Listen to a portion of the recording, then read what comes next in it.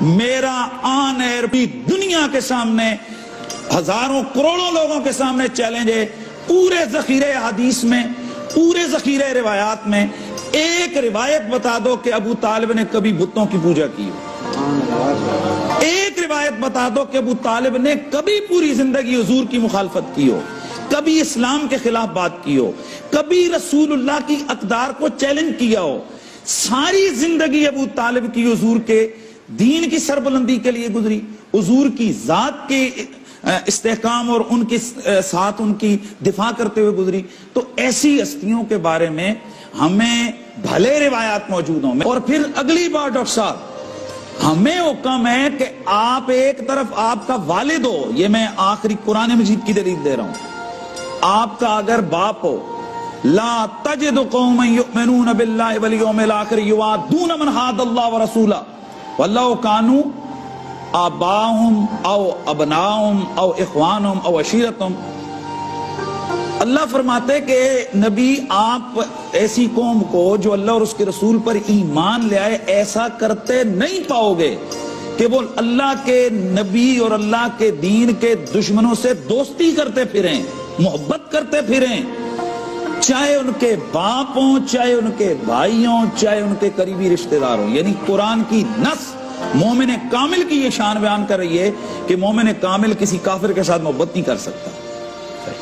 سوال یہ پیدا ہوتا ہے کہ جب میرا ایمان کامل ہو، چاہے میرا باپ بھی ہو، اگر وہ اسلام کا مخالف، اسلام کا دشمن ہے تو میں اس سے پیار نہیں کروں گا۔ تو بتائیے کہ اللہ کا رسول کافروں سے اتنا ٹوٹ کے پیار کرتا رہا کہ ان کے لیے آنسو بہاتا رہا، ان کے لیے سال پورا غم کرتا رہا اور انہیں یاد کر کر کے روتا رہا، اور یہاں تک صحیح سند سے روایت ہے کہ حضرت ابو ہریرہ فرماتے ہیں حضور رویا کرتے تھے اور فرمایا کرتے تھے کہ چچا تمہاری جدائی کو میں نے بہت جلد محسوس کر لیا، کیونکہ جب تک حضور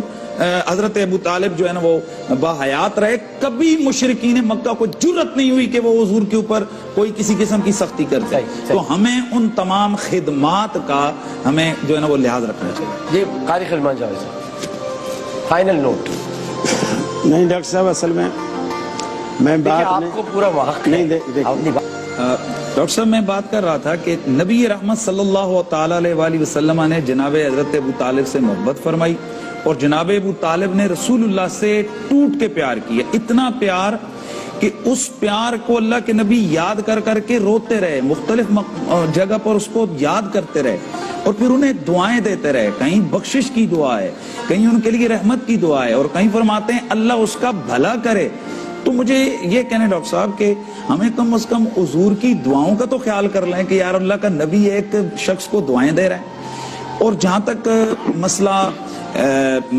روایات کے والے سے، تو ہم پہلے بات کر چکے ہیں کہ روایتیں بے شمار ہیں، کم از کم ہمیں وہ چیزیں بیان کرنی چاہیے کہ جس میں کم از کم کسی کی دل آزاری نہ ہو۔ میں حوالہ دے دوں کہ مفتی شفیع صاحب ہیں، دیوبندی مکتبہ فکر کے ہیں، ہمارے مولانا احمد یار خان نعیمی، ان کی تفسیر نعیمی میں اس طرح اور کئی علماء نے لکھا، علامہ علوسی نے لکھا کہ جناب ابو طالب کا جب بھی آپ ذکر کریں تو خیر سے کریں، اچھائی کا ذکر کریں، کیونکہ ان کا ذکر جب آپ برائی سے کریں گے تو اہل بیت کے یعنی کہ سادات کے دل دکھیں گے۔ اور مفتی شفیع صاحب نے لکھا ہے اور دیگر علماء نے کہ صرف ان کے ہی دل نہیں دکھیں گے بلکہ حضور کی دل آزاری کا بھی یہ چیز باعث بن سکتی ہے کہ ہم جناب حضرت ابو طالب کا ذکر اچھائی کے ساتھ اگر نہ کریں۔ پھر ڈاکٹر صاحب جیسے سویرے ہم نے بات کی کہ ہم لوگ تو یہ آپ نے دیکھیں یہ بیج سجایا ہوا ہے، یہاں ہم نے نالین پاک کے نقش سجائے ہوتے ہیں، تو وہ کیوں ہے کہ وہ نبی علیہ السلام کے نالین پاک، میں بڑی ایک دلیل دینے لگا۔ نالین کا کام کیا ہوتا ہے؟ جوتوں کا کام ہوتا ہے پاؤں کو ٹھوکر سے اور کانٹے سے بچانا، اور یہ 6 مہینے سال ہی بچاتے ہیں اور 24 گھنٹے ہمارے ساتھ نہیں ہوتے ہیں۔ تو جو نبی علیہ السلام کا نالین جس نے آپ کے قدمین طیبین کو ڈیفینڈ کیا، اس کو بچایا، کس سے؟ کانٹوں سے، کنکر سے۔ ہم اس نالین کو نہیں، سینکڑوں سال بعد جیسا وہ نالین دکھتا تھا، جیسا اس کا جو ہے نا وہ نقش تھا، ہم اس کو کبھی ماتھے پہ اور کبھی سینے پہ سجاتے ہیں کہ اس نے حضور کا دفاع کیا، یہ حضور کا نالین ہے۔ کیا ابو طالب نے اتنا بھی حضور کا دفاع نہیں کیا؟ ساری زندگی جناب حضرت ابو طالب نے رسول اللہ کے دفاع میں گزاری ہے. اور پھر